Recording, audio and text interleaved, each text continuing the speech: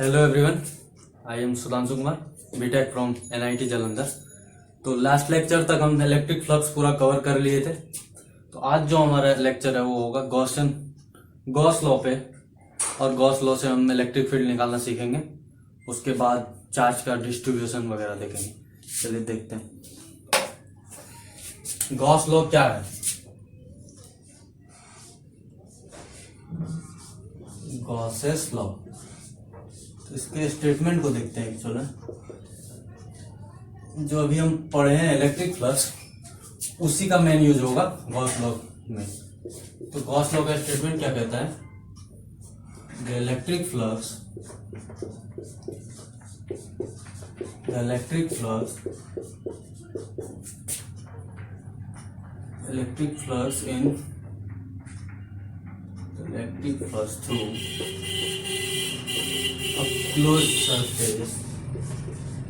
through a closed surface is equal to charge enclosed divided by epsilon naught। क्या कहता है? The electric flux through a close surface is equal to charge enclose divided by epsilon naught. मतलब है अगर कोई एक close surface है, ठीक है, Q1 Q2 Q3 तीन चार्ज है, इससे जो इलेक्ट्रिक फ्लक्स होगा इसके होके क्लोज सरफेस से होके जो इलेक्ट्रिक फ्लक्स पास कर रहा है उसका वैल्यू हो जाएगा फाई बराबर इलेक्ट्रिक फ्लक्स तो यही होता है ना, E dot D S close surface का पूरा बराबर होगा ये Q in by epsilon not. ठीक है, Q in by epsilon naught. तो यहाँ पे Q इन बराबर क्या है? इनसाइड चार्ज क्या है? Q1 plus Q2 plus Q3। तो इसका कहने का मतलब है कि इलेक्ट्रिक फ्लक्स जो होगा थ्रू क्लोज सरफेस के, वो हमेशा आएगा due to charge inside the close surface. जो क्लोज सरफेस के अंदर जो चार्ज होगी उसी की वजह से आएगा इलेक्ट्रिक फ्लक्स का वैल्यू, और वो हमेशा Q inside bye epsilon not. R वगैरह पे किसी पे डिपेंडेंट है नहीं, इंडिपेंडेंट सिर्फ चार्ज पे डिपेंड करता है और मीडियम पे। यहाँ पे वैक्यूम में जूम कर रहे हैं हम, इसलिए एप्सिलॉन नॉट कर रहे हैं, बाकी टेस्ट चेंज होगा उसके अलावा। तो ये तो हम प्रूफ में भी देखे थे कल कि कोई Q चार्ज जो प्रोड्यूस करेगा इलेक्ट्रिक फ्लक्स R डिस्टेंस पे, जो सरफेस बनेगी उससे होके क्या इलेक्ट्रिक फ्लक्स फ्लो करेगा, वो आया था हमारा Q बाय एप्सिलॉन नॉट। यहाँ भी वही आ रहा है ना। तो टोटल चार्ज क्या है इसमें? Q1 Q2 Q3, तो तीनों के वजह से आ रहा होगा। सिर्फ Q चार्ज की वजह से देख लेते हैं, सिर्फ Q चार्ज की वजह से कल तो ये वाला प्रूफ कर ही लिए थे अभी। एक Q चार्ज क्या करता है? वो अपने चारों तरफ 3D में स्फेरिकल वे में फील्ड प्रोड्यूस करता है, फील्ड लाइंस स्फेरिकल वे में। तो R डिस्टेंस पे क्या हो जाता है? यहाँ पे इलेक्ट्रिक फील्ड E, और एरिया वेक्टर क्या होगा? वो भी परपेंडिकुलर होगा सरफेस के, ds। इलेक्ट्रिक फ्लक्स क्या हो जाएगा? E dot ds। Electric flux क्या हो जाएगा? E डॉट ds, है ना। दोनों परपेंडिकुलर है तो सॉरी एक दूसरे के पैरेलल है तो cos 0। तो यहां से ये तो बाहर निकाल दो, E को कांस्टेंट है R डिस्टेंस पे, और ds को आप through out the surface integrate कर दो क्लोज सरफेस के लिए, इंटीग्रल पूरा हो जाएगा। तो क्या बचेगा आपको? E, और पूरा स्क्वायर का इंटीग्रेशन हो जाएगा तो एरिया कितना हो जाएगा? 4 पाई R स्क्वायर। R डिस्टेंस पे क्या होता है electric field? Q 4/4 pi epsilon not R square. यहाँ से 4 पाई R स्क्वायर कैंसिल हो रहा है, क्या बच रहा है? सिर्फ Q बाय एप्सिलॉन नॉट। यही तो है Q चार्ज की वजह से क्या आ रहा है इस वाले क्लोज सरफेस में, Q एप्सिलॉन नॉट। अगर चार्ज Q1 Q2 Q3 हो तीनों की वजह से Q1 Q प्लस Q2। तो ये तो कल भी प्रूव हो गया था, लेकिन गॉस लॉ इसी का एक स्टेटमेंट फॉर्म है। क्लोज सरफेस के इनसाइड जो चार्ज होगी उसकी वजह से सिर्फ इलेक्ट्रिक फ्लक्स की वैल्यू जो होगी वो सिर्फ क्लोज चार्ज की वजह से होगी। आउटर में जो कोई चार्ज प्लेस्ड होगा उसका कोई इफेक्ट नहीं होगा इलेक्ट्रिक फ्लक्स पे। और यहाँ कोई Q4 है Q5 है, इलेक्ट्रिक फ्लक्स की वैल्यू इस सरफेस के थ्रू जो भी आएगा वो सिर्फ डिपेंड करेगा उसके अंदर क्या चार्ज वो कैरी कर रहा है, बाहर के चार्ज से उसको कोई मतलब नहीं। बट हाँ, थोड़ा सा थ्योरेटिकल पॉइंट देखते हैं इसमें।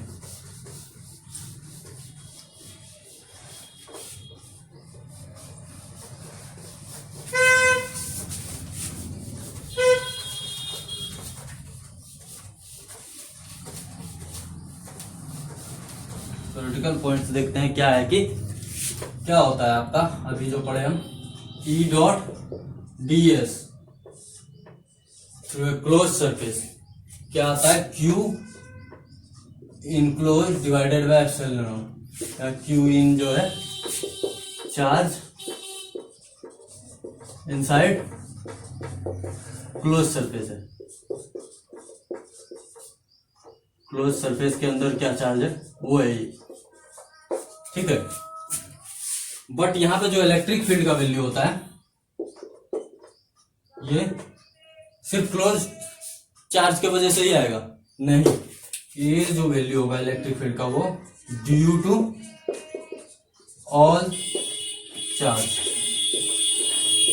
Due to all charges present in the system.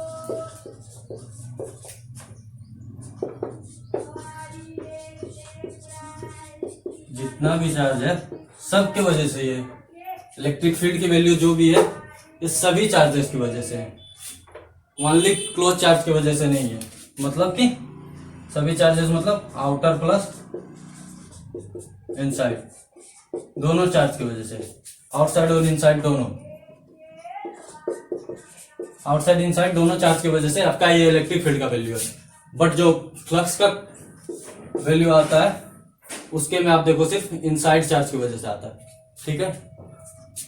तो ये थ्योरी आपका एक्सप्लेन कैसे होगा कि सिर्फ फील्ड दोनों की वजह से आएगा और फ्लक्स हमारा सिर्फ इनसाइड वाले चार्ज की वजह से आएगा। तो ये तो एक्सप्लेनेशन ऐसे ही होता है ना कि आपका जो इलेक्ट्रिक फील्ड लाइंस प्रोड्यूस करेगा ये आउटर चार्ज किसी क्लोज सरफेस से होके जितनी चार्ज इंटर करेगी उतनी एग्जिट कर जाएगी। तो इलेक्ट्रिक फ्लक्स इंटर की थी यहाँ पे तो नेगेटिव, सेम इलेक्ट्रिक फ्लक्स यहां से एग्जिट की तो प्लस, तो नेट इसके वजह से क्या आया अभी जीरो क्लोज चार्ज पे। आउटर चार्ज के वजह से क्लोज सरफेस से होके जो फ्लक्स फ्लो करेगी वो जीरो आएगा, नेट फ्लो नेट फ्लक्स। तो फ्लक्स के वैल्यू में सिर्फ इनसाइड चार्ज का कंट्रीब्यूशन है, बट ये जो इलेक्ट्रिक फील्ड है उसमें दोनों का कंट्रीब्यूशन है। ये हमारा क्लियर हो गया। अब गॉस लॉ का क्या यूज है वो देखते हैं।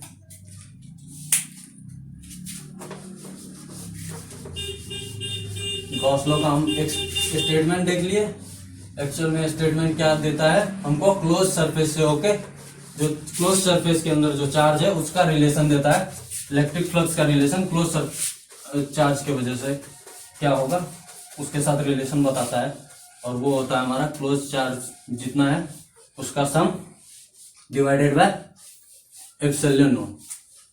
तो आपका जो वो सम होता है चार्ज वहां पे आप Q1 Q2 Q3 हम जो भी ले रहे थे समेशन आप ऐसे लिख लो, या तो summation of QI bye epsilon naught. यहाँ जो QI होगा विथ साइन आप लोगे, ठीक है।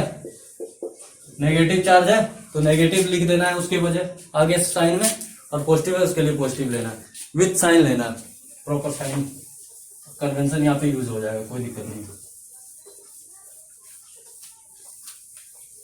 अब अगला है हमारा कि गॉस लॉ का यूज क्या है। गॉस लॉ हमको हेल्प करता है find electric field, find electric field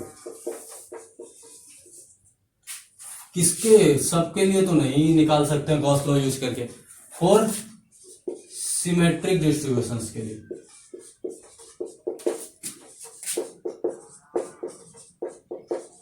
symmetric distributions के लिए आप सिर्फ गॉस लॉ यूज करके इलेक्ट्रिक फील्ड निकाल सकते हैं, ठीक है।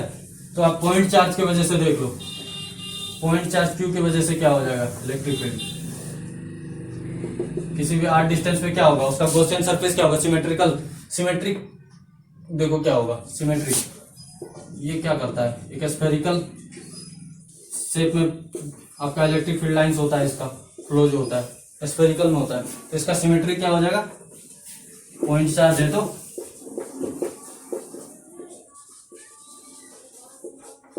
इसके लिए स्फेरिकल होगा सरफेस, स्फेरिकल सरफेस होगा ना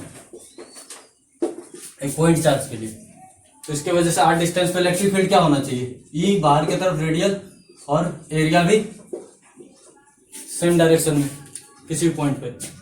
फिर डेराइव कर लेते हैं यहाँ से E dot D S close surface, पूरे क्लोज सरफेस के लिए।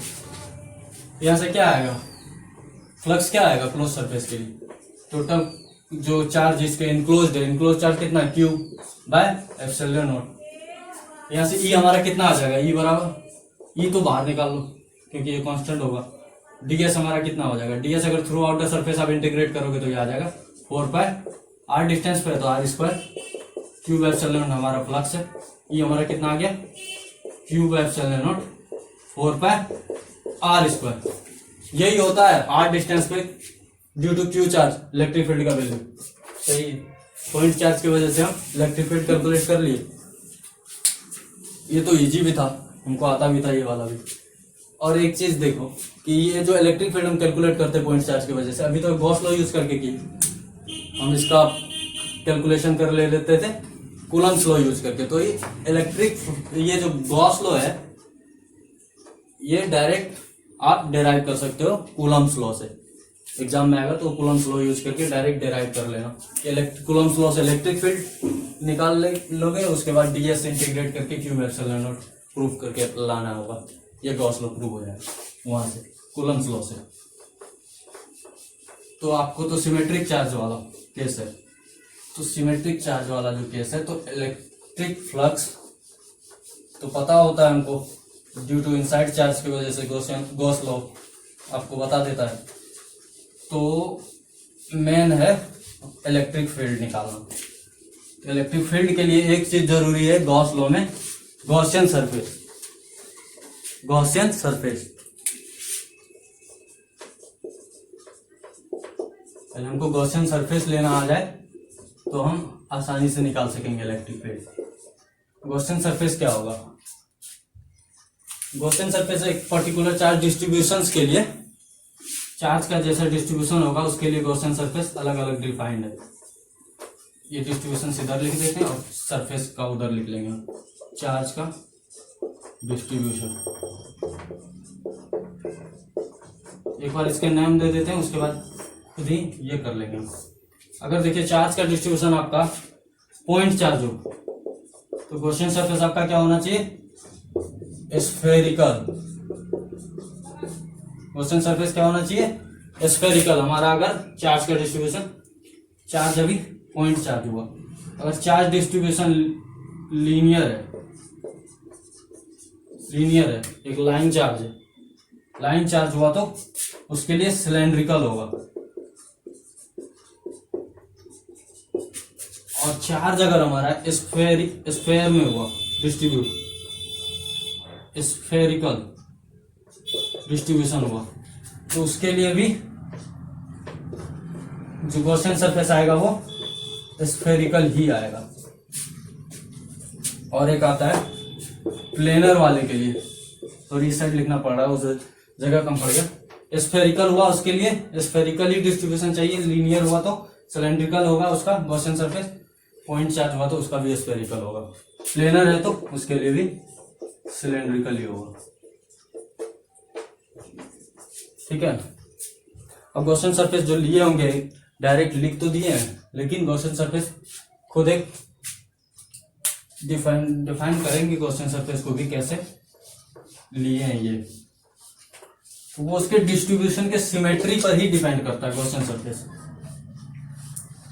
उसके जो इलेक्ट्रिक फील्ड लाइंस होगा ना उसके सिमेट्री पर डिपेंड करेगा। कल जैसे लास्ट लेक्चर में जैसे हम देखे थे इलेक्ट्रिक फ्लक्स में कि एक पॉइंट चार्ज अगर था, पॉइंट चार्ज था, इसके वजह से क्या था सिमेट्री इसका, स्फेरिकल ये करता था ना इलेक्ट्रिक फील्ड लाइंस स्फेरिकल में प्रोड्यूस कर रहा था।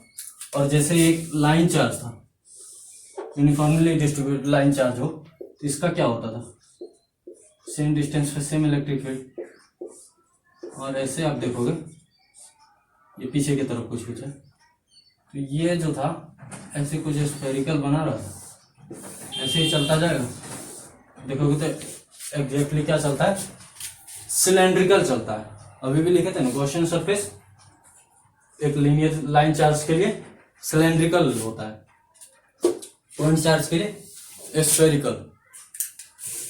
सेम इसी तरह अगर चार्ज हमारा स्फेरिकल हो, इस पे चार्ज डिस्ट्रीब्यूटेड हो, इसका इलेक्ट्रिक फील्ड लाइंस जो होगा रेडियली आउटवर्ड ही होगा, पॉजिटिव है, ऐसे ही होगा ना।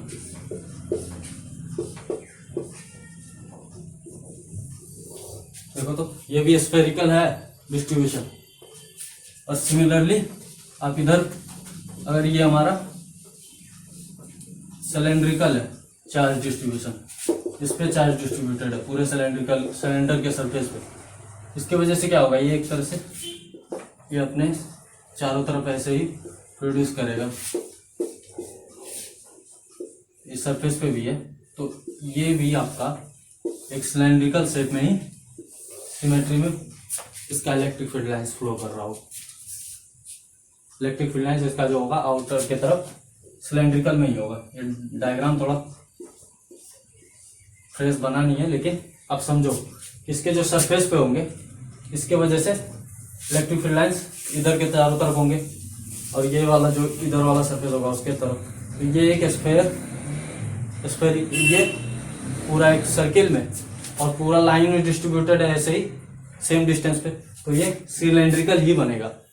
इसका जो गॉसियन सरफेस होगा वो भी सिलेंड्रिकल ही होगा, सिलेंड्रिकल चार्ज डिस्ट्रीब्यूशन है, तो सिलेंडर पे अगर चार्ज डिस्ट्रीब्यूटेड है, और स्फेयर पे तो उसका भी स्फेरिकल, पॉइंट चार्ज के लिए भी स्फेरिकल और लाइन चार्ज के लिए सिलेंड्रिकल। तो गॉसियन सरफेस लेने का मेन वो है कि चार्ज से जो इलेक्ट्रिक फील्ड लाइंस होती है वो किस सिमेट्री में फ्लो कर रही है, उसी बेसिस पे हम गॉसियन सरफेस डिसाइड कर लेंगे। ठीक है, अब इलेक्ट्रिक फील्ड हम फाइंड करते हैं किसका, ये तो हेल्प करता है। अब देखते हैं इलेक्ट्रिक फील्ड लाइंस, जो इलेक्ट्रिक फील्ड लाइंस कह रहे हैं, इलेक्ट्रिक फील्ड कैलकुलेट करते हैं हम। Electric field due to charge uniformly charge,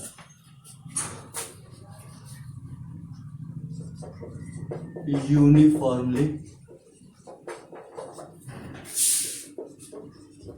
charge sphere,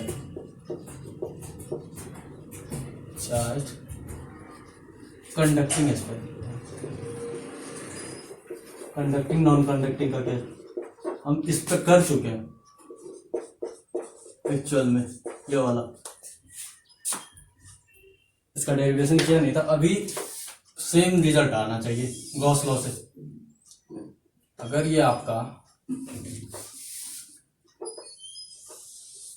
एक स्फीयर है, conducting sphere, conducting solid sphere, uniformly charge distributed है, तो ये रहा यूनिफॉर्मली है, मतलब किसी एक छोटा सा हिस्सा को कहीं से भी उठाओ आप, उस पर जो चार्ज आएगा सेम ही आएगा हर एक पार्ट, आर रेडियस है। तो सबसे पहला लेते हैं आउटर पॉइंट के लिए, किसी एक आउटर पॉइंट पी पे क्या होगा, आप पहले तो इसका गॉसियन सरफेस ड्रॉ करो। पी कैसे गॉसियन सरफेस अब ड्रॉ कैसे होता है, पी पॉइंट और इसके सेंटर को मिलाते हुए जो होगा इसको रेडियस मानते हुए सर्किलर स्फीयर ड्रॉ करो। ड्रॉ हो गया, अब इस पॉइंट पे आप इलेक्ट्रिक फील्ड निकालने के लिए क्या होगा, ई डॉट डी एस, यहीं से इंटीग्रेट हो जाएगा टोटल क्लोज सरफेस का ई डॉट डी एस। और क्लोज सरफेस के लिए क्या होना चाहिए, ये टोटल इस पे क्यू चार्ज था, क्लोज सरफेस के लिए क्या होना चाहिए, electric flux Q by epsilon not, है ना। निकालना इस पॉइंट का इलेक्ट्रिक फील्ड है, ठीक है। इस पॉइंट का एरिया अगर मान ले स्मॉल सा, पहले हम पूरा क्लोज सरफेस का फ्लक्स निकाल लेते हैं, उसी के हेल्प से एक पॉइंट पे इलेक्ट्रिक फील्ड निकल जाएगा। आप किसी भी पॉइंट पे देखोगे एट सेम डिस्टेंस है, डिस्ट्रीब्यूशन यूनिफॉर्म है, तो इलेक्ट्रिक फील्ड सेम ही होना चाहिए। और उसकी वैल्यू क्या होगी वो देख लेते हैं आप यहाँ से। इलेक्ट्रिक फ्लक्स क्या होगा क्लोज सरफेस से होके, नेट चार्ज जो इनसाइड हो इस वाले क्लोज सरफेस के पॉइंट पी पे निकाल रहे हैं ना, तो उसका जो गॉसियन सरफेस आया ये बाहर वाला है, जिसका डिस्टेंस कुछ एक्स है, एक्स डिस्टेंस पे, एक्स ग्रेटर देन आर है, आउटसाइड वाला पॉइंट का कर रहे हैं।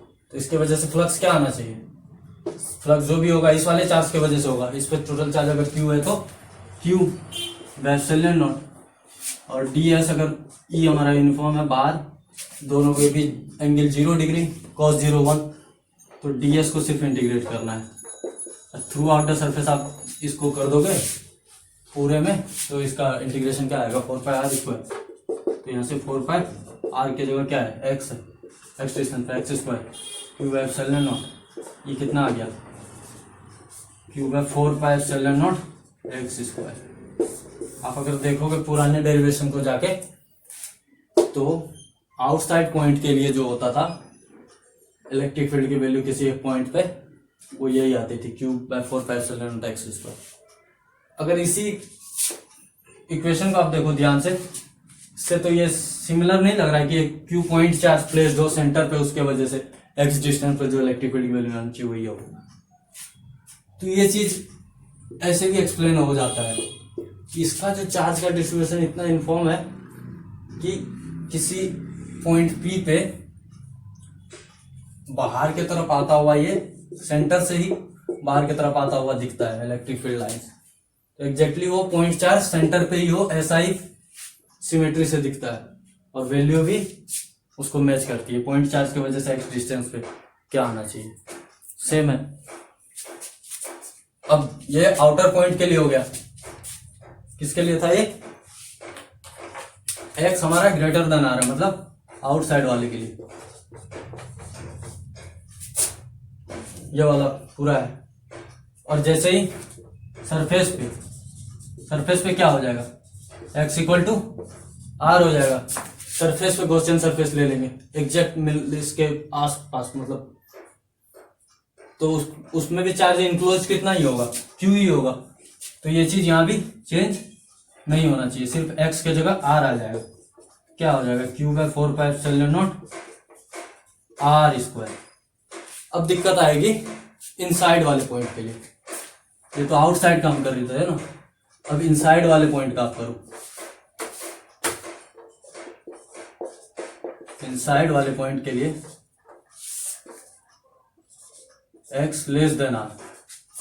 अब क्या होगा, क्यू इनक्लोज यहां होना चाहिए था, चलिए इस बार क्यू इनक्लोज क्या होगा, अंदर वाले किसी पॉइंट पे, ये लीजिए गॉसियन सरफेस ड्रॉ कर दी। इसके अंदर क्या चार्ज है, चार्ज तो इसके जो भी है कंडक्टिंग मेटल है, जो भी होगा सरफेस पे होगा। इनसाइड में क्या चार्ज होगा, 0। यहाँ इसका वैल्यू क्या आ जाएगा, 0। इस साइड 0 आ गया, तो इस साइड एरिया तो 0 होना नहीं है, इलेक्ट्रिक फील्ड क्या आ जाएगी हमारे, 0 आ जाएगी। इलेक्ट्रिक फील्ड इनसाइड क्या आ जाएगा, 0। तो तीनों केस का आंसर हो गया। 0 क्या है समझ में आ गया ना। इलेक्ट्रिक फ्लक्स में क्या आता है, charge enclose divided by epsilon naught. तो यहाँ पे इनक्लोज चार्ज क्या होगा, 0 होगा, क्योंकि ये कंडक्टर है, चार्ज आउटर मोस्ट सरफेस पे ही होगा। तो इफ 3 केस में एक्स ग्रेटर देन आर हुआ तो ई बराबर क्या होना चाहिए, ये हमारा आ जाएगा वही जो स्मॉल वाले के लिए होता है, स्मॉल पॉइंट चार्ज के लिए, q by 4 pi epsilon naught x square. और एक्स अगर बराबर आर हो मतलब सरफेस पे, तो भी क्यू इनक्लोज सेम ही रहेगा। तो ये बराबर q by 4 pi epsilon naught यहाँ पे सिर्फ डिस्टेंस x की जगह आर स्क्वायर, और x अगर लेस देन आर है मतलब इनसाइड पॉइंट के लिए चार्ज कितना 0 इनक्लोज, तो इलेक्ट्रिक फील्ड 0। और ये थ्योरी भी हम एक्सप्लेन कर रखे हैं कि इलेक्ट्रिक फील्ड लाइंस किसी कंडक्टर के अंदर 0 होगा, इलेक्ट्रिक फील्ड लाइंस ही नहीं होगा तो इलेक्ट्रिक फ्लक्स भी नहीं होना चाहिए। इलेक्ट्रिक फ्लक्स नहीं है मतलब कोई चार्ज नहीं है अंदर, सही है। अब सेम चीज का वो करना है, लेकिन यहाँ पे कंडक्टिंग के जगह नॉन कंडक्टिंग दे देते हैं। क्या है? Non conducting. तब हम कर लेते हैं इसका डेरिवेशन। अब अगर ये नॉन कंडक्टिंग हुआ तो क्या होगा? चलिए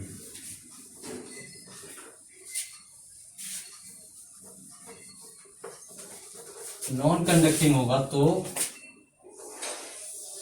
ये जो चार्ज होगा वो यूनिफॉर्मली पूरे वॉल्यूम ऑफ स्फीयर जो होगा उसमें डिस्ट्रीब्यूटेड रहेगा, सही है।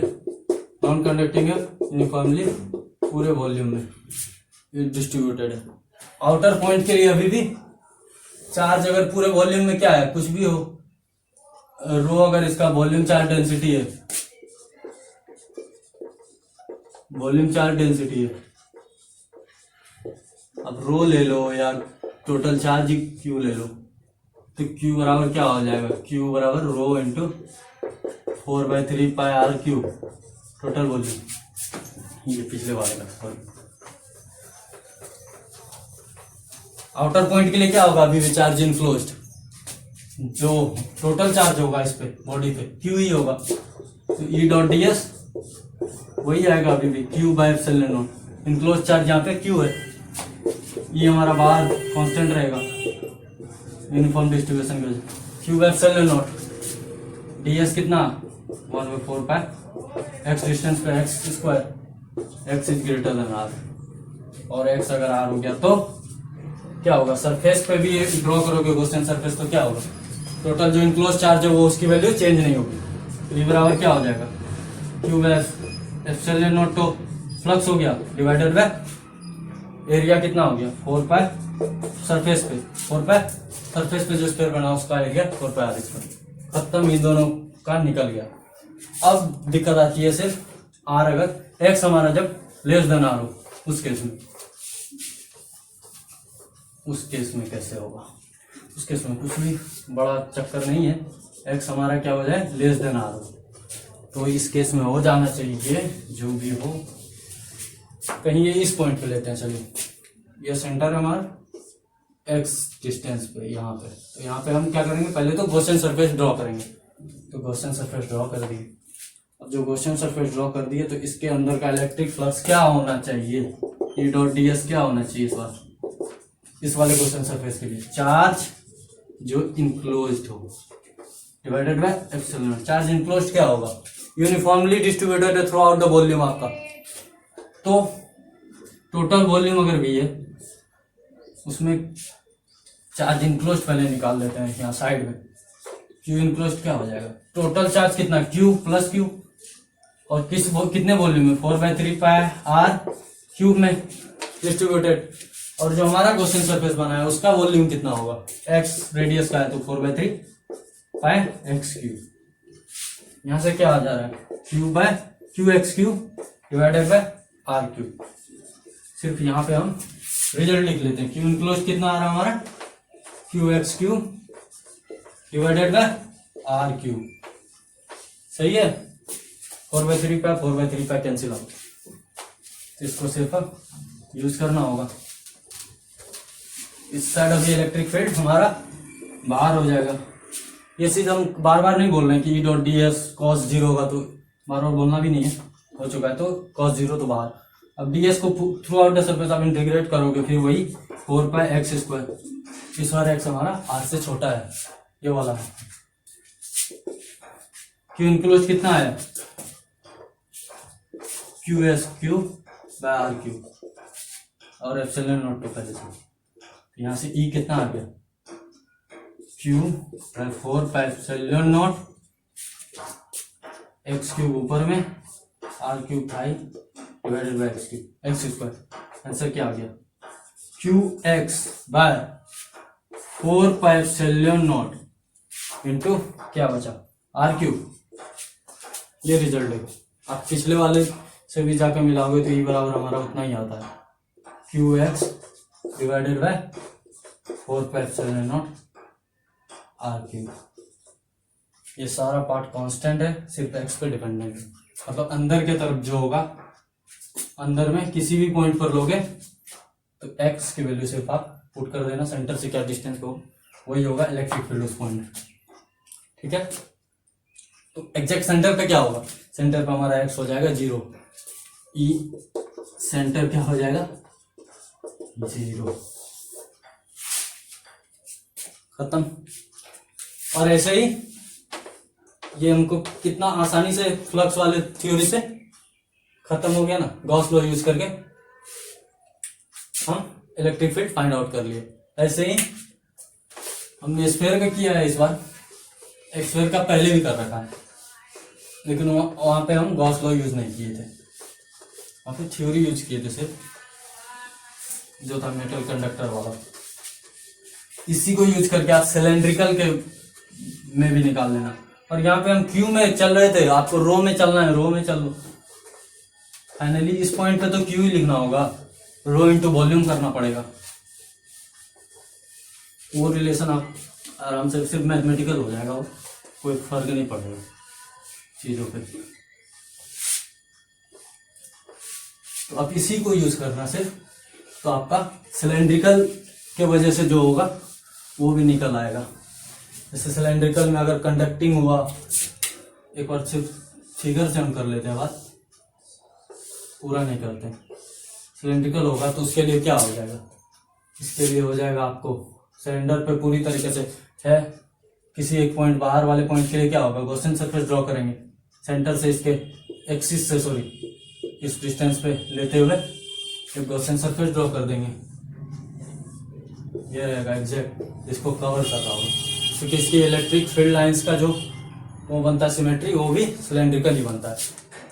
तो इस वाले पॉइंट पे जो भी होगा इलेक्ट्रिक फील्ड बाहर के तरफ और एरिया बाहर के तरफ, और इन दोनों सरफेस की वजह से इलेक्ट्रिक फील्ड देखोगे इधर, एरिया इधर, तो इन दोनों सरफेस का 90 डिग्री बन रहा है ना, इसका और इसका, तो इन दोनों का फ्लक्स में कोई हिस्सा होगा नहीं, जो भी होगा इस वाले कर्व वाले पार्ट के लिए होगा। तो एरिया जो होगा कर्व वाले पार्ट का क्या होगा 2 पाई r और इंटू l, यहीं से कर लोगे। और इससे टोटल एक पॉइंट तो कर ही देते हैं,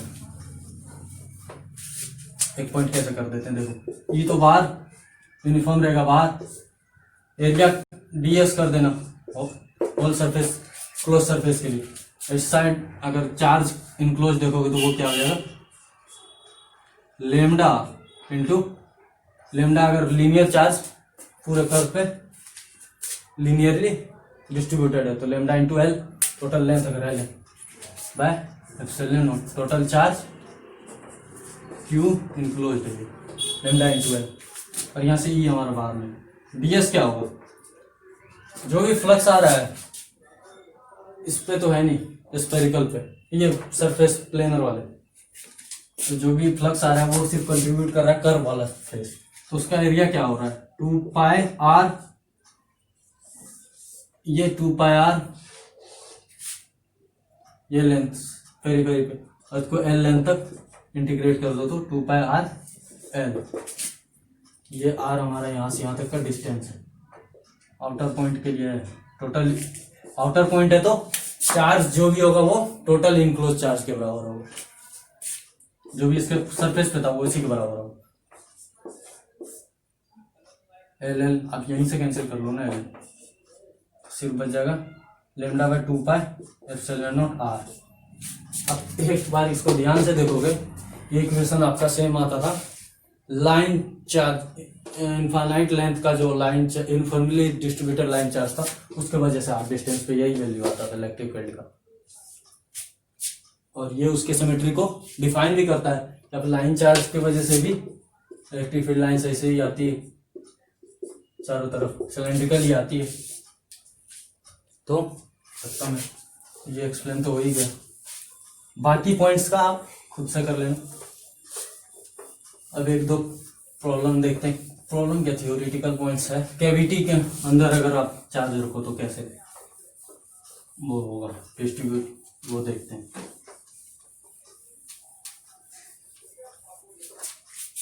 चार्ज डिस्ट्रीब्यूशन पर चलते हैं। चार्ज प्लेस्ड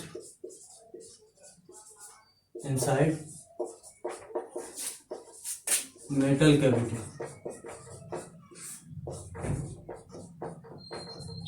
कैविटी क्या होता है कि एक जैसे एक स्फेयर है, स्फेयर मेटल है, ये रहा। कैविटी क्या है, इसके बीच एक गैप सा बना हुआ। ये पूरा मेटल था, इसके बीच वाला पार्ट यहाँ पे गैप है।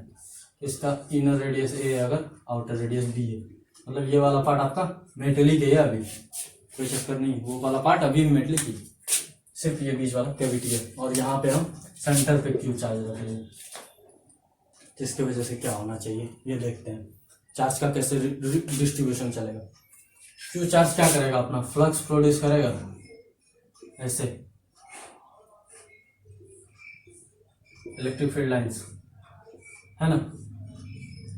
और ये इलेक्ट्रिक फील्ड लाइंस क्या कर देगी, इलेक्ट्रिक फील्ड लाइंस यहाँ पे चार्ज इंड्यूस कर देगी। और क्या इंड्यूस करेगी, देखो आप, चार्ज इसके इनर सरफेस पे इंड्यूस करेगी। क्या इंड्यूस करेगी, अंदर की तरफ एंट्री करता हुआ है ना इस सरफेस पे। इस सरफेस पे आप देखो, इस वाले सरफेस पे एंट्री करता हुआ है इलेक्ट्रिक फील्ड लाइंस, तो यहाँ पे नेगेटिव चार्ज इंड्यूस करेगी। कैसे इंड्यूस करेगी, नेगेटिव। और जितनी भी इससे निकल रही थी इलेक्ट्रिक फील्ड लाइन, सारे के सारे इस पे जाके एंड हुआ है। All electric field lines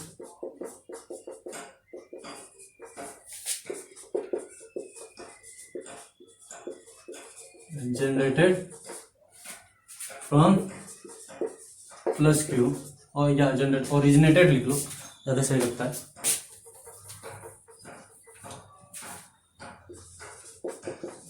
originated from plus q and at inner surface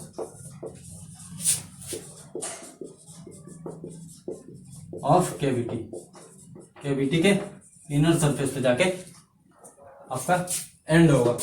तो एंड होगा, सारा चार्ज क्यू के वजह से ये इलेक्ट्रिक फील्ड लाइंस जितनी भी निकली तो सबके सब इस पे खत्म हुई है जाके। तो ये इस पे क्या कर रहे देगी, आपको चार्ज इंड्यूस कर देगी। और वो चार्ज कितना होगा, क्यू इंड्यूस कितना हो जाएगा, टोटल इलेक्ट्रिक फील्ड लाइंस जाके एंड हुई है तो इसके जस्ट अपोजिट ही इंड्यूस करेगा, माइनस क्यू इंड्यूस करेगा।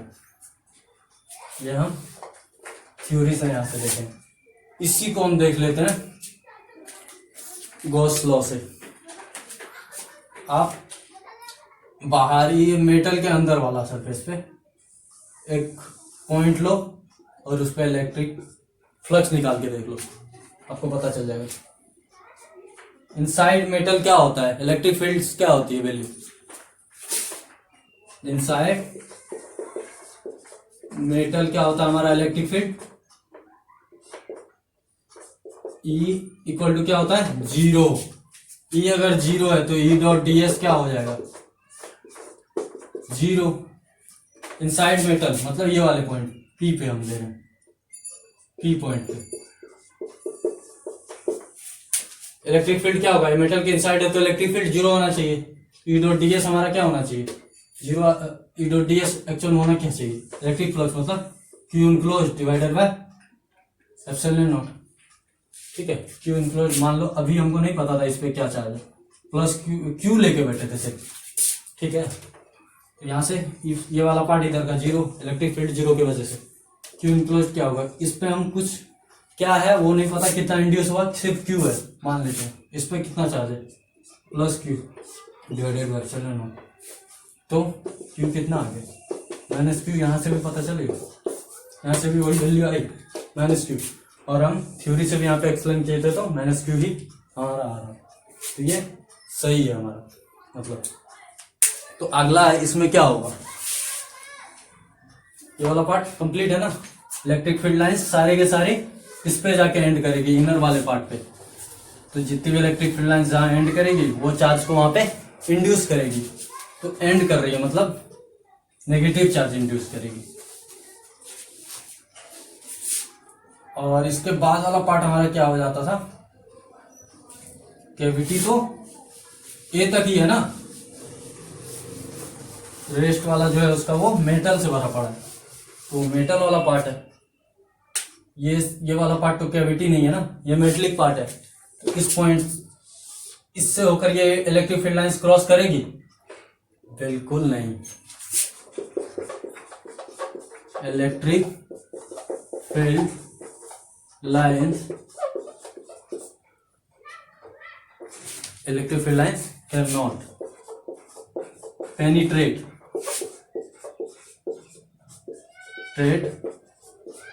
Metal surface, penetrate metal surface, ठीक है ना। इलेक्ट्रिक फील्ड लाइंस इसको पेनिट्रेट नहीं करेगी, मतलब इस वाले पार्ट में कोई नहीं आएगा। अब क्या होना चाहिए, या आउटर पार्ट पे क्या होगा, चार्ज होगा कि नहीं होगा ये भी। अब एक चीज देखना, इनिशियली क्या था हमारा, ये सरफेस ऊपर वाला अनचार्ज था, सॉरी ये मेटल ही हमारा कैविटी वाला अनचार्ज था, सिर्फ हम क्यू चार्ज को प्लेस्ड किए थे, प्लस क्यू चार्ज हमारा सिर्फ प्लेस्ड हुआ था अंदर, यहाँ पे मेटल हमारा अनचार्ज था।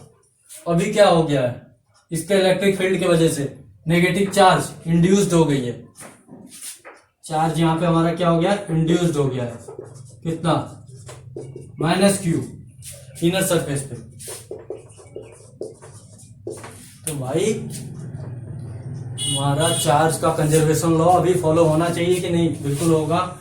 इनिशियली 0 चार्ज था, इनर पे -q चार्ज इंड्यूस्ड हो गया, तो आउटर पे +q आना ही पड़ेगा, नेट चार्ज 0 होना चाहिए, इसको फॉलो करेगा।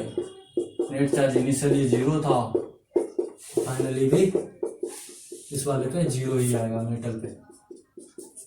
मेटल पे क्या आएगा फाइनल चार्ज, इनिशियल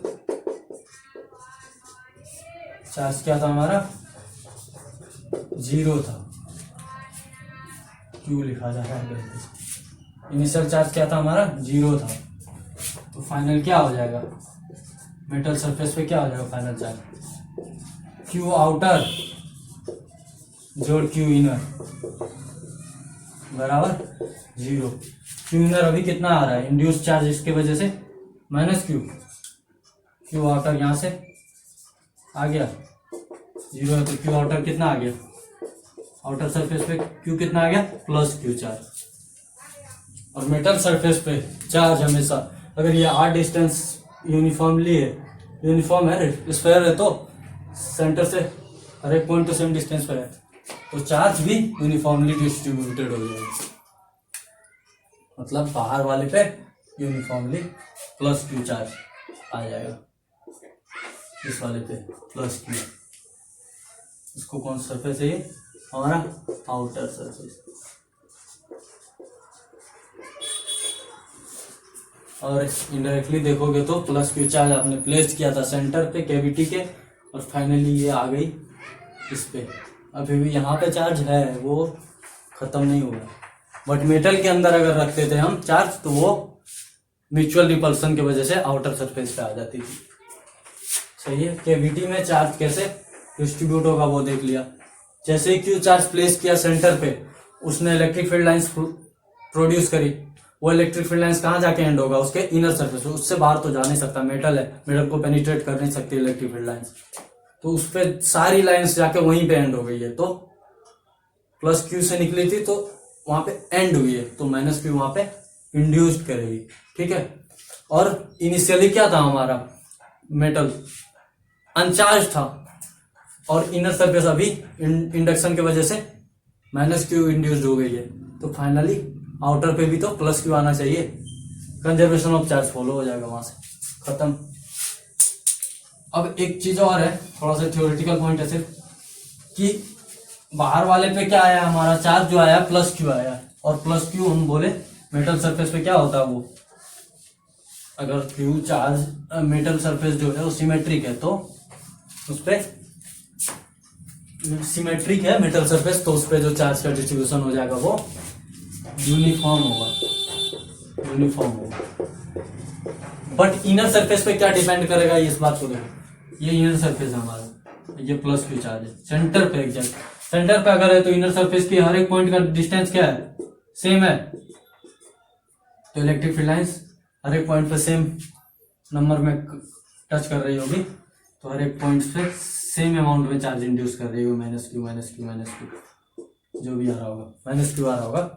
तो यहाँ पे भी इनर पे आपका इफ सिर्फ हम इनसाइड वाले इनर वाले के लिए कर रहे हैं बात, अभी ये आउटर पे चल रहा है, अभी जो भी था आपका यूनिफॉर्म ही होगा। इनर पे देखो, अगर if plus Q at centre होगा तो चार्ज जो इंड्यूस्ड होगा, चार्ज इंड्यूस्ड जो होगा ये क्या होगा, यूनिफॉर्म। सेंटर पे होगा तो डिस्टेंस सेम, तो यूनिफॉर्म डिस्ट्रीब्यूशन होगा।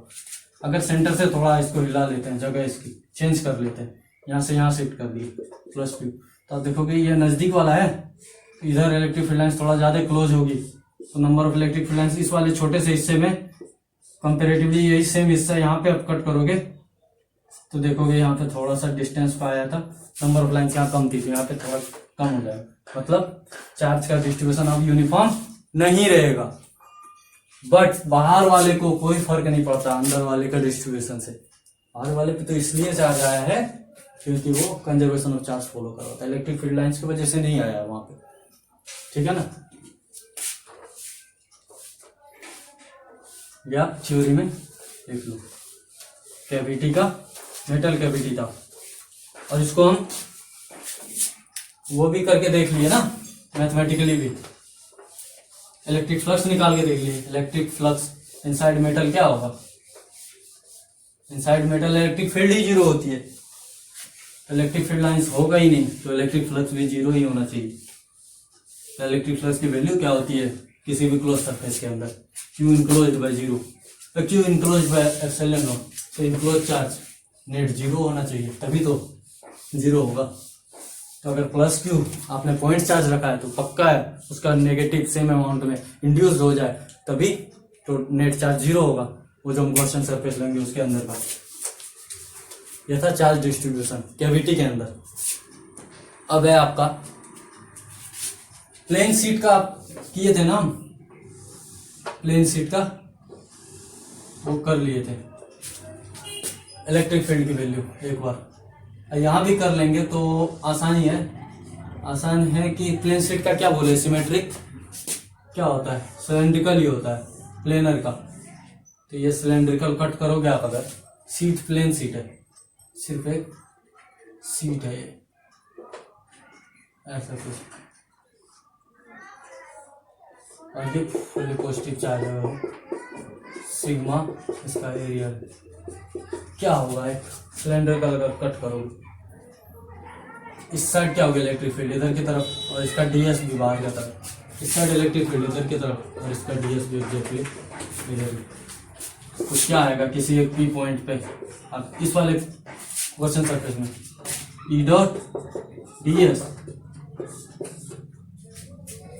टोटल फ्लक्स क्या आएगा, एक तो इसका एक इसका, तो 2 time E dot DS total flux, और टोटल चार्ज कितना हो गया, ये जो सरफेस का ये वाला पार्ट, कितना चार्ज, सिग्मा इंटू डीएस, और बाय एप्सिलॉन नॉट इलेक्ट्रिक, ये total charge by epsilon not electric flux. यहाँ से ई बराबर क्या आ जाएगा, डीएस, अब फुल्ली इंटीग्रेट कर दोगे तो ए मान लो, इसको ए हो जाएगा, अगर इस साइड भी ये 2 टाइम्स ई डॉट ए ही हो गया एप्सिलॉन नॉट, तो यहाँ से ई कितना आ गया, सिग्मा बाय 2 एप्सिलॉन नॉट, एक प्लेन शीट के वजह से क्या आया, sigma by 2 epsilon not electric field की वजह से, इलेक्ट्रिक फील्ड की वैल्यू। और ये इलेक्ट्रिक फील्ड क्या है, सिर्फ सिग्मा पे डिपेंड कर रहा है, रेडियस डिस्टेंस पे कोई डिपेंडेंसी नहीं है, मतलब यूनिफॉर्म फील्ड होगा, फील्ड हमारा यूनिफॉर्म होगा, डिस्टेंस के साथ कोई रिलेशन नहीं है फील्ड का, डिस्टेंस इंडिपेंडेंट हमारा। और ऐसे ही अगर कंडक्टिंग सीट हो गया तो क्या होगा, कंडक्टिंग सीट होगा तो क्या होगा कि ऐसा कुछ 2 डायमेंशनल बना लो। कंडक्टिंग सीट हुआ अगर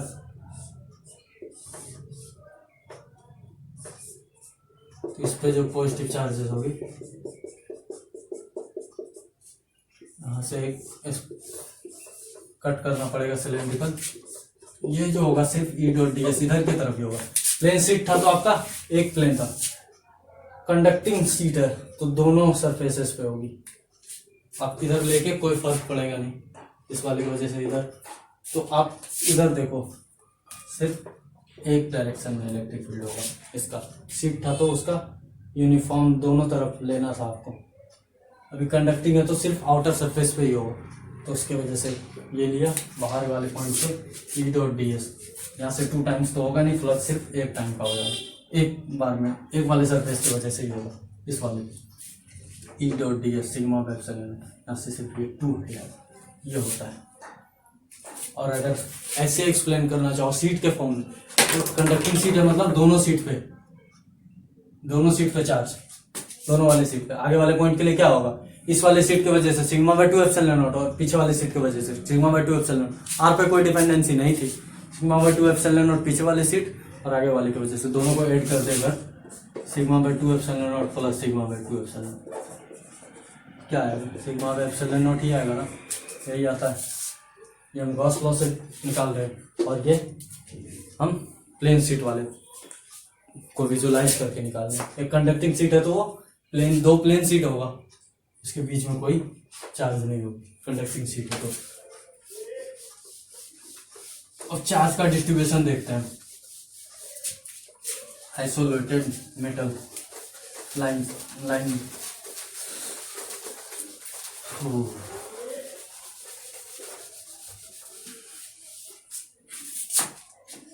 आइसोलेटेड है आपका एक सीट है, आइसोलेटेड मेटल प्लेट है। इस पे देखते हैं चार्ज का डिस्ट्रीब्यूशन। आइसोलेटेड है मतलब बाहर वाले का किसी चार्ज का कोई इफेक्ट नहीं, सिर्फ आइसोलेटेड है ये और इसकी चार्ज क्यू है, ठीक है। तो इस पे चार्ज का क्या डिस्ट्रीब्यूशन है वो देखते हैं।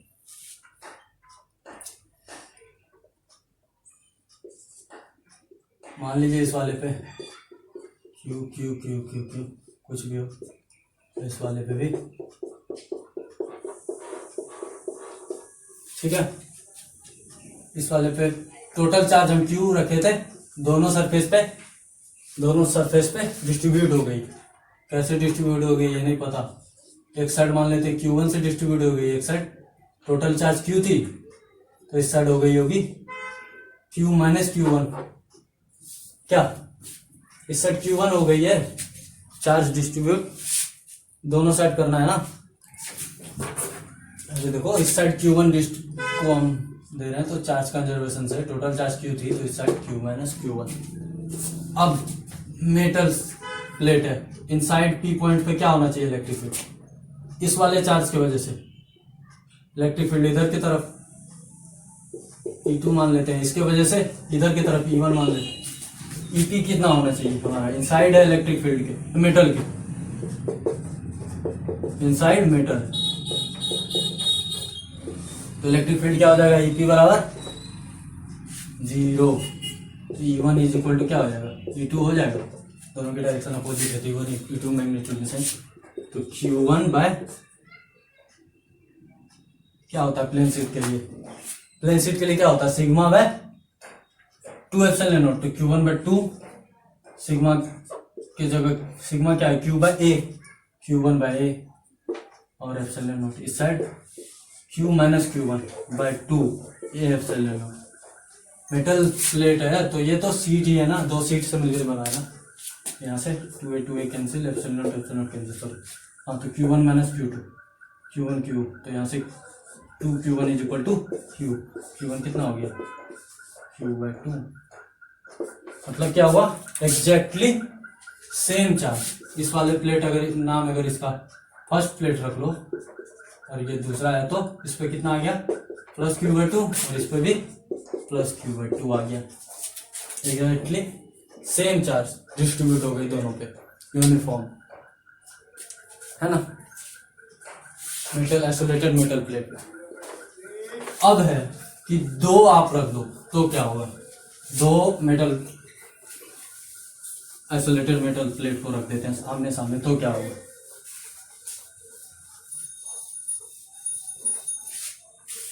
देखना, एक मेटल प्लेट, एक और metal plate, large metal plates हैं ये दोनों एक दूसरे के सामने जो रखे हुए, मतलब पहले हम देख लेते हैं फिगर। ये दोनों जो है काफी साइज में लार्ज है, मतलब लार्ज बोलने का ये है इससे जितनी भी इलेक्ट्रिक फील्ड लाइंस निकल रही होंगी इस पे जाके एंड कर रही होंगी, ठीक है, इससे जितनी भी निकल रही होंगी इस पे एंड होगी। इनिशियल देखिए, इनिशियल देखते हैं हम, इनिशियल हम इसको चार्ज दे रहे हैं क्यू, इसको कुछ चार्ज नहीं दे रहे, इनिशियल ये अनचार्ज है, ठीक है, ये इनिशियल कंडीशन है। इस पे चार्ज है प्लस क्यू, ये हमारा अनचार्ज, तो प्लस क्यू चार्ज है किसी आइसोलेटेड पे, तो प्लस क्यू बाई टू इस साइड इंड्यूस्ड हुआ, इस साइड डिस्ट्रीब्यूट हुआ होगा, प्लस क्यू बाई टू इस साइड यूनिफॉर्मली, ये रहा, और इस साइड भी प्लस क्यू बाई टू, खत्म, सही है। अब आप देखो इलेक्ट्रिक फील्ड लाइंस, अब ये इनिशियल कंडीशन हमको पता है, प्लस क्यू इस पे हम रखे हैं, इस पे अनचार्ज इसको छोड़ रखे हैं, तो प्लस क्यू जैसे इस तरह के आइसोलेटेड मेटल प्लेट था तो इस पे क्यू बाई टू मिल गई, सॉरी डिस्ट्रीब्यूट हो गया। अब नेक्स्ट में क्या होगा, अगले स्टेप में, नेक्स्ट स्टेप देखो, ये सिर्फ समझाने का स्टेप है, ऐसे तो ये चलता ही रहेगा। ये अनचार्ज था हमारा इनिशियल कंडीशन, तो ये जो प्लस क्यू बाई टू हुआ है इसकी वजह से इलेक्ट्रिक फील्ड लाइंस होगी इधर की तरफ, आउटवर्ड होगा ना, प्लस चार्ज है तो आउटवर्ड इलेक्ट्रिक फील्ड लाइन। और ये बताया गया इतना लार्ज है, लार्ज इनफ है ये कि सारी इलेक्ट्रिक फील्ड लाइन इस पे ही एंड करे, प्लस क्यू एंड हुई है तो एग्जैक्टली उतने ही चार्ज को यहाँ पे इंड्यूस करेगी। यहाँ पे कितना चार्ज आ जाएगा, माइनस क्यू बाई टू। ये सरफेस अगर फर्स्ट वन था, सेकेंड वन है, थर्ड वन है, ये फोर्थ वन है, तो थर्ड पे चार्ज क्या आ गया, क्यू इन, थर्ड कितना आ गया, माइनस क्यू बाई टू। और ये हमारा सेकेंड प्लेट जो था, ये वाला प्लेट इनिशियली क्या था, अनचार्ज था, फाइनली देखो क्या हो जाएगा। फाइनली अभी तो हम देख लिए ना, लाइंस की वजह से, इलेक्ट्रिक फील्ड लाइंस की वजह से Q3 कितना आ गया, minus q by two, electric field lines end हुई है, तो ये इलेक्ट्रिक फील्ड लाइंस को तो पेनिट्रेट करेगी नहीं, तो इस वाले सरफेस पे चार्ज का भी कैसा चलेगा वो देखते हैं। इनिशियली अनचार्ज था, तो फाइनली क्या होना चाहिए, Q3 बाई प्लस Q4 हमारा जीरो ही आना चाहिए ना फाइनली भी, तो Q3 क्या आना चाहिए, Q3 तो पता चल चुका है, Q3 हमारा यहाँ से Q बाई टू है, minus q by to, Q4 क्या आ जाएगा, यहाँ से Q4 आ जाएगा plus Q by to, Q4 क्या आ जाएगा इस side plus Q by to, Q4 बराबर, और ये जो आया है ये हमारा है Q3, ठीक है। फाइनली क्या हो गया, इन दोनों प्लेट पे, फर्स्ट वन वाले पे plus Q by to, second one वाले पे भी प्लस क्यू बाई टू, ये एक दूसरे पे डिस्ट्रीब्यूट हो गए, ये प्लस क्यू चार्ज इस पे इनिशियली रखे, ये अनचार्ज था, फाइनली इसका थर्ड वाला plate minus q by to, और फोर्थ वाला, थर्ड वाला प्लेट क्या है कि टू वाले के आमने सामने, और ये फर्स्ट और फोर्थ जो है ये आउटर सरफेस है, ठीक है ना, जो बाहर छोड़ दिया गया। यहाँ से जो रिजल्ट आया है उससे हम लिख सकते हैं एक चीज, फेसिंग सरफेसेस, फेसिंग सरफेस जो होता है carry equal and opposite charge,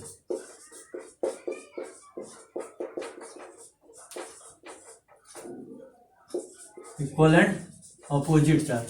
facing surface क्या करता है हमारा, इक्वल और अपोजिट चार्ज, कैसे, फेसिंग सरफेस कौन कौन है, Q2 और Q3। Q2 की मान देखिए Q/2 और Q3 कितना हो गया -Q/2। इक्वल तो है मैग्नीट्यूड वाइज लेकिन अपोजिट इन साइन, तो इक्वल और अपोजिट चार्ज इस पे आएगा फेसिंग सरफेसेस पे। और जो नॉन फेसिंग है दोनों फार सरफेस क्या होगा, फार मतलब जो ये दोनों है carry equal and same charge. Equal and opposite बोलने का यहाँ पे साइन का सिर्फ बात था और सेम है तो यहाँ भी इसका साइन भी सेम होगा। फिर आप सरफेसेस, ये दूर वाले जो सरफेसेस हैं इन पे जो चार्ज आ रहा है वो इक्वल मैग्नीट्यूड और साइन दोनों में सेम है। देख लो Q4 और Q1 देखो आप, Q1 Q/2, Q4 भी Q/2। सही है, ये हमारा रिजल्ट आया है इस वाले से। अगर इस वाले केस में तो इसको अनचार्ज रखे थे, अगर इसको हम चार्ज रख दे तो क्या होगा, ठीक है वो भी देख लेते हैं। इस बार हम इलेक्ट्रिक फील्ड लाइंस नहीं बना रहे, तो आप सिर्फ चार्ज का इंडक्शन बोल के ही काम चला लेंगे।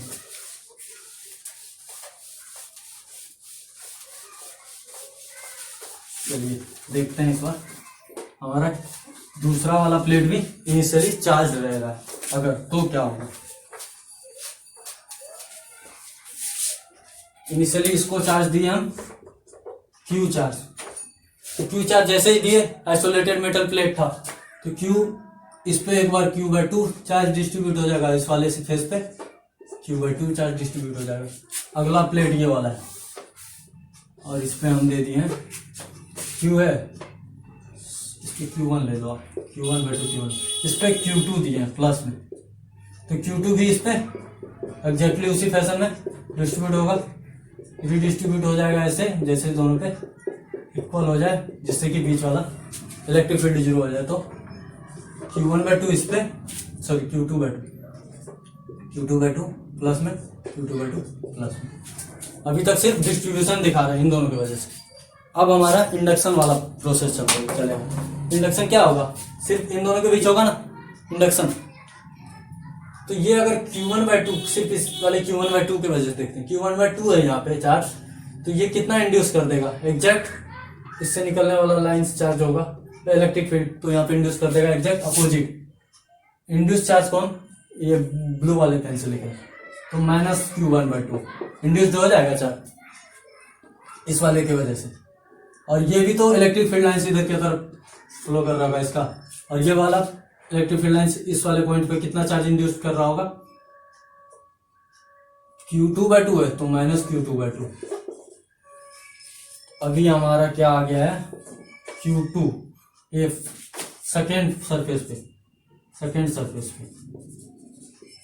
क्या आया चार्ज, Q1/2 माइनस ये वाला चार्ज Q2/2।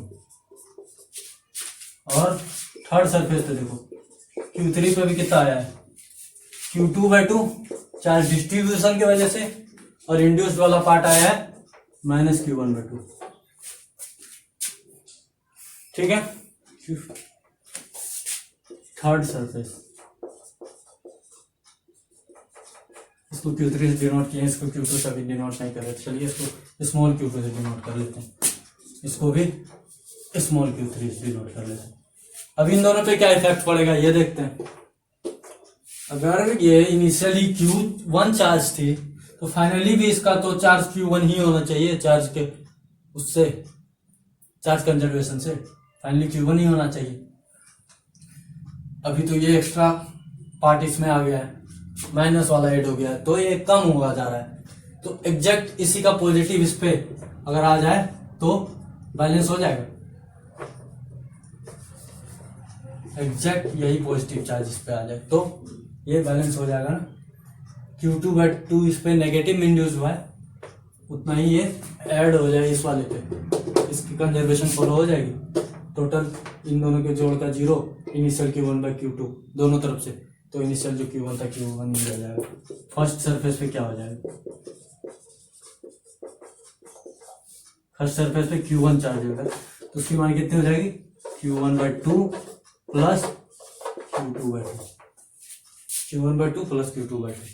फोर्थ सरफेस पे देखो आप, फोर्थ सरफेस कौन सा है, इस वाले सेकंड वाले का इधर राइट वाला पार्ट, और इसका राइट वाला है तो क्या होगा, इसके पे माइनस Q1/2 इसके चार्ज की वजह से इंड्यूस्ड हुई है माइनस Q1/2, और इसका नेट चार्ज कितना था, इनिशियल कितना लिए थे Q2, जो कि Q2/2 इस पे Q2/2 अभी भी Q2 है, बट ये एक्स्ट्रा इस पे इंड्यूस्ड हुई है।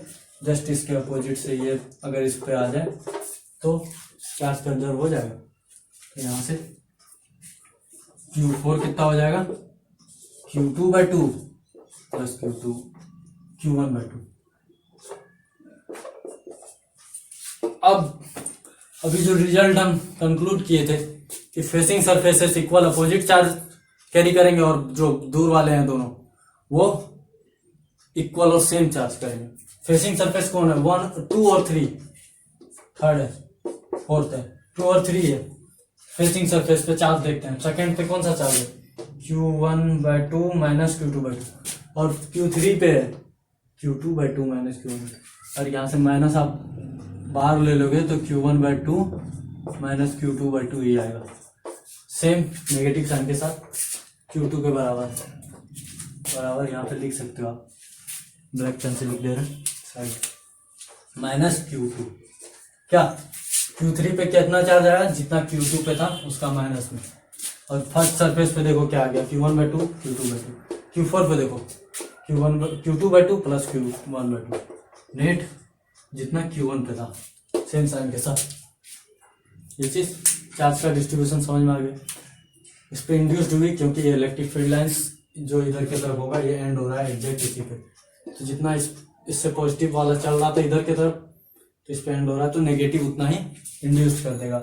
और इस पे जो चार्ज आई थी डिस्ट्रीब्यूशन की वजह से उसका भी तो इलेक्ट्रिक फील्ड लाइंस इधर की तरफ होगा और वो इस थर्ड वाले सरफेस पे एंड कर रहा होगा, तो उसके वजह से इंड्यूस्ड हो गया माइनस Q1/2। फाइनली चार्ज का कंजर्वेशन लगा के प्लेट्स पे चार्ज हम कैलकुलेट कर लेंगे, और इसको इसमें क्वेश्चन आ जाएगा सिर्फ चार्ज की वैल्यू दे रखी initial final charge outer surfaces पे और फेसिंग सरफेसेस पे निकालने बोलेगा। अगर 3 कर देता है तो भी कोई दिक्कत नहीं, इसी को बेसिक को फॉलो करना है हमको, ये वाला डायरेक्ट नहीं फॉलो करना है कि आउटर सरफेस पे सेम चार्ज होगी फेसिंग वाले पे, वो एंड में हो जाएगा। और सिर्फ आपको फॉलो करना है सिर्फ ये इंडक्शन वाला प्रोसेस, पहले डिस्ट्रीब्यूट कर दो फिर एक एक करके इंड्यूस्ड कर दो। इंड्यूस्ड होगा तो सिर्फ आमने सामने वाले पे, क्योंकि इलेक्ट्रिक फील्ड लाइंस क्रॉस नहीं कर सकती मेटल सरफेस को।